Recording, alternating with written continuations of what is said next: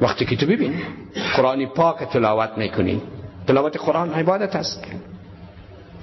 وقتی در چشمای درد پیدا میشه بند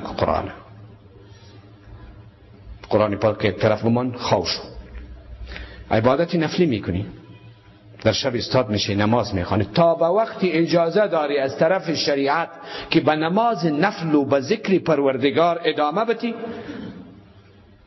که تر و تازه هستی. وقتی احساس خستگی شد اجازه نداری که دیگه ادامه بدی. پیغمبری اکرم صلی الله علیه و سلم میفرمایند فوالله ان الله لا یمل حتی تملوا، قسم به خدا است که خداوند از شما ملال نمی شود تا به وقتی خودت شما ملال نشین. وقتی احساس ملال کردی، احساس ملالی کردی، در این صورت تو اجازه نداری از طرف شرع بگوی خلاص 1-2 ساعت دیگه نماز میخوانم و عبادت میکنم و ذکر میکنم. نه، وقتی که احساس سردرد، احساس چشم درد، احساس خستگی برات پیدا میشود تو دیگه اجازه نداری. عبادت خداست. یک کسی به حضور پیغمبر صلی الله علیه و سلم مشرف شد، از پیغمبر اکرم صلی الله علیه و سلم تعلیمات و توجیهات را گرفتن و رفتن. بعد از 1 سال وقتی که آمد سلام کرد، پیغمبر صلی الله علیه و سلم گفت که خودت کیستی؟ گفت 3 سال گذشته ما شما دیده بودیم. گفت کیستی؟ فلانی. فلانی سی؟ چرا قدر لاغر شده؟ گفت صاحب من هیچ افطار هر روز روزه میگیرم. ببینین هر روز روزه میگیرم. پیغمبر محبوب من صلی الله علیه و سلم سر این شخص قار شدن که عبادت نیست، در صورتی که یک انسان عبادت خدا که باعث ضرر و باعث متضرر شدن صحت انسان میشه، انسان اجازه نداره که عبادات فرضی جای خدا دارد. در عبادات فرضی باز تخفیف است.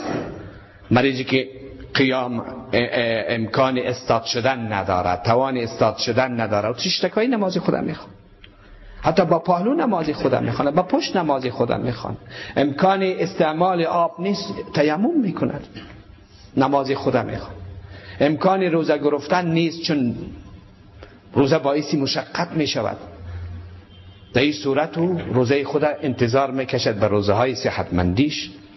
فمن کان منکم مریضا او علی سفر فعدة من ایام اخر، کسانی از شما مریض باشد یا مسافر باشد روزه های خدا در دیگر روزه ها سپری میکند، روزه های خدا دیگر روزه هایی که مقیم میشود یا صحتمند میشود روزه میگیرد. پیغمبر اکرم صلی الله علیه و سلم در مسجد دیدن که در یک ستون یک رسمان آویزان است. پرسان کردن که این چی گپ است؟ برشان گفتن که یا رسول الله صلی الله علیه و سلم زنی به نام زینب نمازهای نفل میخواند، عبادت میکند، شب وقتی که استاد شدن نمیتونه خدا بسته میکنه. پیغمبر صلی الله علیه و سلم در غضب شدن،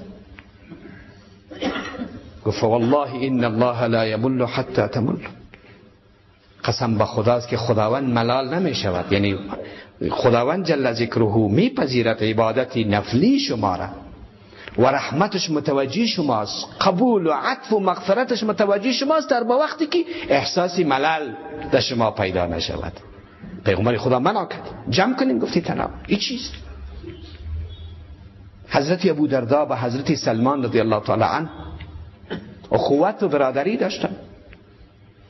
وقتی که خانم ابو درداء را دید پرسان کرد که چی حال است؟ گفت ابو درداء ترک دنیا کرده است. حضرت سلمان رضی الله تعالی عنه رفت به خانه ابو درداء. وقتی که طعام آماده شد و پیش روی حضرت سلمان مانده شد، ابو درداء گفت که مهربانی، گفت من روزه هستم. گفت بخور. والله لن اکل حتی تاکل، قسم به خدا است که تا با من نخوری من خود نمیخورم. و حضرت سلمان شریک شد در طعام و طعام نوش جان کردن، ولی میمانه. حضرت سلمان اونجا هست که ببینین که شب چی حال است. وقتی که نان شب صرف کردن و میخواست حضرت ابو درداء که در نماز نفل استاد شد و مناش کرد، گفت خوب شد دوباره خواست بعد از لحظاتی یا ساعتی که استاد شد گفت خواب شد. وقتی که یک حصه شب باقی ماند گفت این علی بخی که نماز میخوانیم و بندگی خداونده بجا می‌کنیم. ان لربک علیک حقا ولنفسك علیک حقا ولزوجك علیک حقا ولعینك علیک حقا فاعطی کل ذی حق حقه. خدا بالایت حق داره، خانمت بالایت حق داره، چشمت بالایت حق داره، مهمانت بالایت حق داره. وقتی با پیغمبر صلی الله علیه و سلم حکایت کرد سلمان رضی الله تعالی عنه، پیغمبر صلی الله علیه و سلم خوشحال شدن، گفت که واقعیت همیست. دوستای نهایت عزیز، برادران نهایت گرامی، ببینیم که چقدر صحت در اسلام مهم بود است که حتی ما نمیتوانیم که توسط عبادت صحت خودم متضرر بسازیم. صحت بر 3 قسم است. یکی صحت جسمی، دیگر صحت روانی و دیگر صحت اخلاقی. صحت جسمی، صحت روانی و صحت اخلاقی. هر انسان وقتی که جسمی او سالم باشد از امراض، روانی او سالم باشد از امراض، اخلاق او سالم باشد از امراض، او انسان کامل است، او واقع صحتمندترین انسان است. طریق حفظ صحت در اسلام 2 قسم است که طب امروز ما را تایید میکند. یکی وقایه و خود از آنچه که باعث متضرر شدن صحت می شود. وقتی که انسان مصاب به مرض شد، علاج برابر است که صحت جسمی باشد و یا صحت روحی روانی باشد و یا صحت اخلاقی باشد. و شما می بینیم که شریعت مبارکه ما اسلام عزیز در سرزمینی از طرف خداوند می آید که اصلا صحت و نظافت و انسانیت رخت بسته بود. عربها زندگی بادیه داشتن، در صحراها زندگی میکردن، نظافت در اونجا وجود نداشت، خلط و خلوط انسانها با حیوانات بود و در اونجا در اون سرزمین عقب مانده و جهل زده که اصلا تمدنی و فرهنگی وجود نداشت، در یک مدت کم پیغمبر اکرم صلی الله علیه و سلم توسط این منهج کامل و آیین و دستور زندگی تحول بزرگی را میارد که مثقفترین و متمدنترین با فرهنگترین انسانها را برای انسانیت عرضه میکند.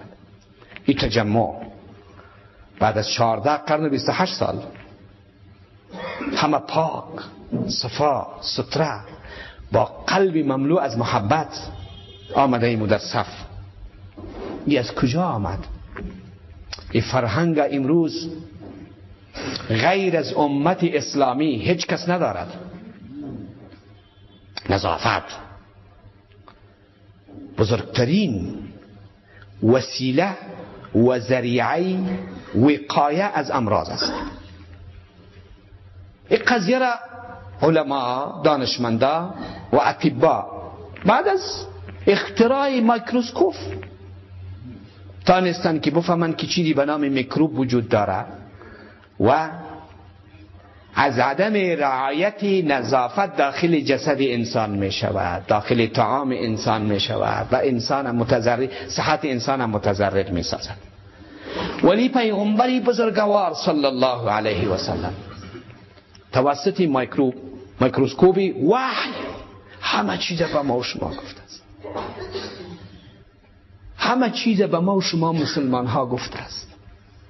جای تأسف است که امروز مسلمان در وادی حرکت میکند و تعلیمات پیغمبرش و اسلامش در وادی دیگر. مسلمان ها وقتی که به جای سفر میکردن، به تجارت و دیگر کارهاشان، به دعوت، در جایی که میرفتن الگوی نظافت بودن. الگوی نظافت و پاکی بودن. امروز وقتی که مثالی داده می شود از تلوث، مثالی داده می شود از امراض در نتیجه عدم رعایت نظافت، از جهان اسلام مثال داده می شود. هی افسوس به حال تو مسلمان، افسوس به حال تو مسلمان.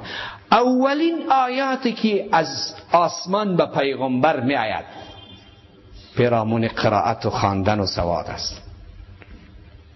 دومین بار وحی که به پیغمبر می آید بعد از یک وقفه پیرامون پاکی و نظافت لباس است. یا ایها المدثر، ببین، قم فانذر و ثیابک فطهر. قم فانذر ولربک فاصبر و ثیابک فطهر. لباس خدا پاک نگاه کن. این فرهنگ وجود نداشته او سرزمین. علما تشریف دارن اینجا. در اینجا تنهایی توصیه نشده است که خواهش میکنم که کار، نه، امر است. و ثیابک فطهر، لباس خدا پاک نگاه کن.